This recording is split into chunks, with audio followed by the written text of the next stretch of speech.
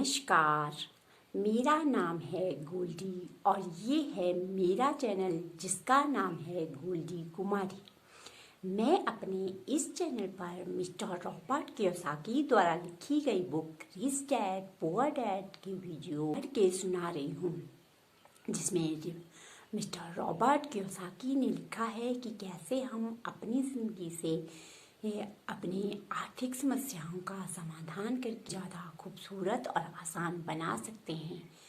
तो अगर किसी को भी अपने पैसों से संबंधित समस्याएं आ रही हैं तो उन्हें एक बार यह बुक अवश्य ही पढ़नी चाहिए।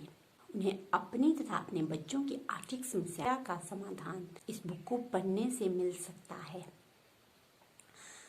अगर आपके पास वक्त नहीं है तो मैं इसके सभी वीडियो अपने इस चैनल पर बना रही हूँ और अब तक मैंने इसकी प्रस्तावना, इसका अध्याय नंबर 1, सबक नंबर 1, अध्याय 2, सबक नंबर 2 और अब मैं अध्याय 3 शुरू करने जा रही हूँ, जिसका तीसरा पार्ट मैंने शुरू किया है। और रॉबर्ट आगे लिखते हैं कि अपने खर्च को कम रखें, दायित्वों को कम करें और ठोस संपत्तियों की नींव डालने के लिए मेहनत करें।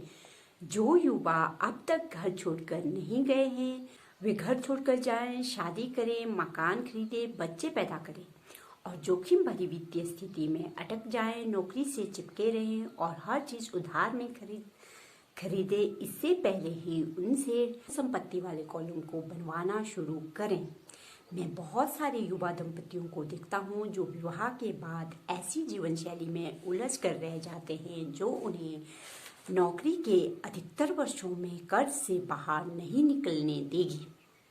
जब आखिरी बच्चा बड़ा होकर घर छोड़कर चला जाता है तब माता पिता को एहसास होता है कि उन्होंने अपनी रिटायरमेंट के लिए पर्याप्त तैयारी नहीं की। अब वे थोड़ा पैसा बचाने का अभियान छेड़ देते हैं, लेकिन तभी उनके खुद के माता पिता बीमार हो जाते हैं, उन पर नई जिम्मेदारियां आ जाती हैं।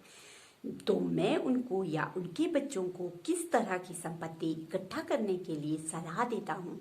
मेरे संसार में असल संपत्तियाँ निम्न श्रेणी में आती है।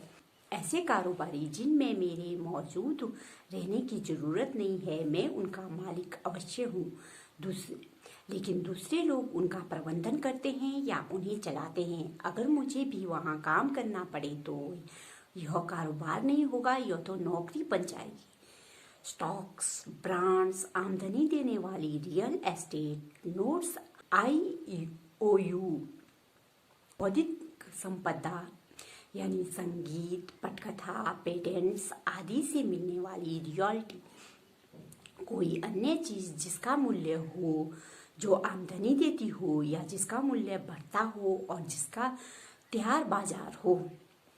बचपन में मेरे शिक्षित डैडी ने मुझे सुरक्षित नौकरी खोजने के लिए प्रोत्साहित किया, लेकिन मेरे अमीर डैडी ने मुझे उन संपत्तियों को इकट्ठा करने के लिए प्रोत्साहित किया जिनसे मैं प्रेम करता था। अगर तुम इनसे प्रेम नहीं करते हो तो तुम उनकी देखभाल नहीं करोगे। मैं रियल एस्टेट इसलिए इकट्ठी करता हूँ क्योंकि मुझे इमारतों और जमीन से प्यार है। मुझे उनकी खरीदारी करने से प्यार है और मैं दिन भर उन्हें निहार सकता हूँ। जब समस्याएं उत्पन्न होती है तो वे इतनी बुरी नहीं होती है कि उनकी वजह से रियल एस्टेट के प्रति मेरा प्यार कम हो जाए। जो लोग रियल एस्टेट से नफरत करते हैं उन्हें यह नहीं खरीदनी चाहिए। मुझे छोटी कंपनियां, खास कर शुरुआती कंपनियों के शेयरों से भी प्रेम है। इसका कारण यह है कि मैं मैनेजर नहीं उद्यमी हूँ।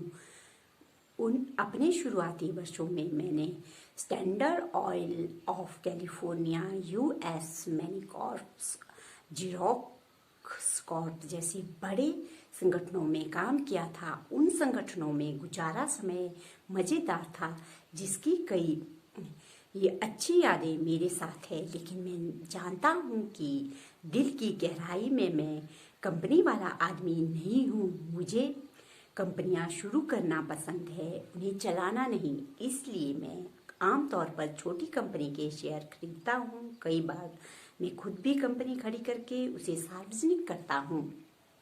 नए शेयर जारी करने से भारी दौलत मिलती है और मुझे इस खेल से प्रेम है।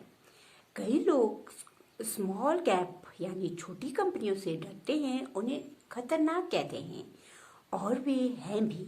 लेकिन यदि आप इस निवेश से प्रेम करते हैं, इसे समझते हैं और खेल के नियम जानते हैं तो जोखिम कम होता है।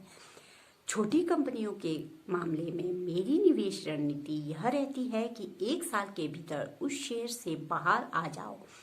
दूसरी तरफ रियल एस्टेट के क्षेत्र में मेरी रणनीति यह है कि छोटी शुरुआत करो और उसे बेचकर ज़्यादा बड़ी जायदाद खरीदो ताकि मुनाफे पर टैक्स तुरंत ना चुकाना पड़े। इससे रियल एस्टेट संपत्ति का मूल्य बहुत ज़्यादा बढ़ जाता है। मैं रियल एस्टेट को आमतौर पर 7 साल से कम समय तक रखता हूँ।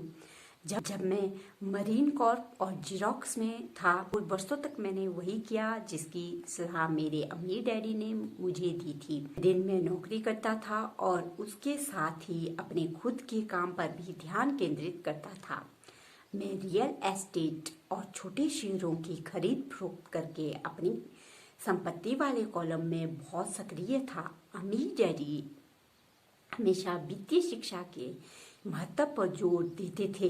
वे कहते थे कि मैं अकाउंटिंग और कैश फ्लो मैनेजमेंट को जितनी अच्छी तरह समझने लगूंगा, निवेश का विश्लेषण करने को, अंततः अपनी खुद की कंपनी शुरू करने तथा उसे सफल बनाने में उतना ही बेहतर बन जाऊंगा।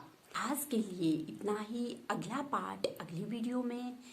अगर आपको इस बुक में आगे क्या लिखा है वो जानना है तो आप मेरा ये चैनल सब्सक्राइब कर सकते हैं और अगर वीडियो अच्छी लगे तो वीडियो को लाइक कर सकते हैं। अगली वीडियो में फिर मिलेंगे, तब तक के लिए बाय।